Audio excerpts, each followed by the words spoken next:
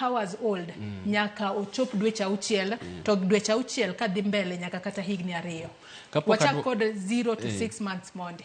Kapok aduoko mano, dhodho nyathi en itime tieng' didek. Tieng' mokwongo nyathi konyuol kapok oromo sa achiel onego bed ni isekete thuno. Koro mano e tieng' mokwongo. Iwaluongo ni early initiation gi dho ngere. Tieng' mar ariyo en dhodho nyathi kuom dweche auchiel ma onge gimoro amora mimiye. Cha thuno no kende ema onego bed ni odhodho. Tieng' mar adek en dhodho nyathi kimiye complementary food. Koro chak no e main food, but koro i complement. Koro chak i complement, ok en the other way around. Ma koro imiye chiemo moko ti i complement gi chak no e chiemo mokwongo e main food ti complement gi chiemo moko. Mano koro tieng' mar adek. Koro kaduogo chien, muhimu momiyo wawacho ni ati nyathi onego bed ni idhodho kuom dweche auchiel. Gin gi muhimu mang'eny. Mokwongo muhimu kuom nyathi, mar ariyo muhimu kuom miyo madhodho, mar adek muhimu kuom family, mar ang'wen muhimu kuom anyuola modake no. Kasto mar abich muhimu kuom piny, kech kuonde go te gin kuno. Koro kachako gi muhimu kuom nyathi, nyathi kidhodho kuom dweche auchiel, nitiere gik moko mang'eny ma nyathi yudo. Mokwongo mane chiemo. Koro mane chiemo, mano muhimu mokwongo. Muhimu mar ariyo en yudo rageng' del, waluongo ni antibodies ma wuok kuom cha mama. Mar ang'wen en yudo pi.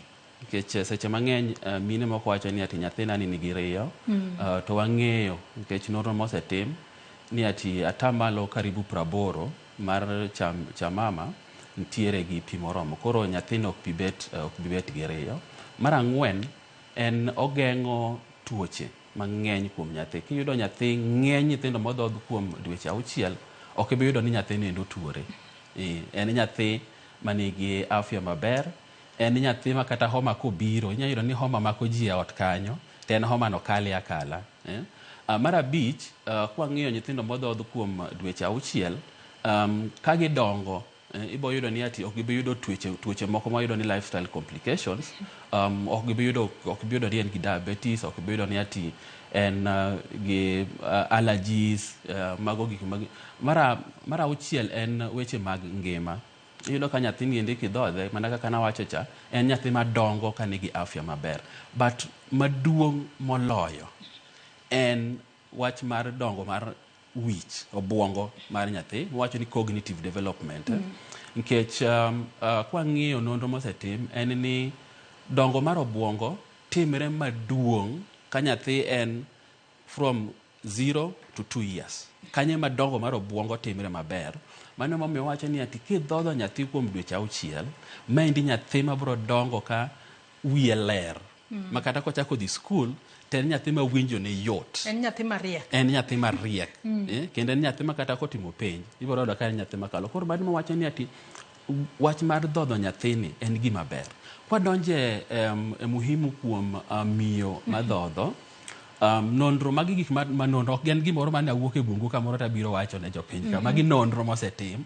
Wayudo ni ati ka miyo dhodho kuom dweche auchiel, kwayudo gimoro miluongo ni postpartum hemorrhage. En chwer mar remo ka ng'ama miyo osenyuol.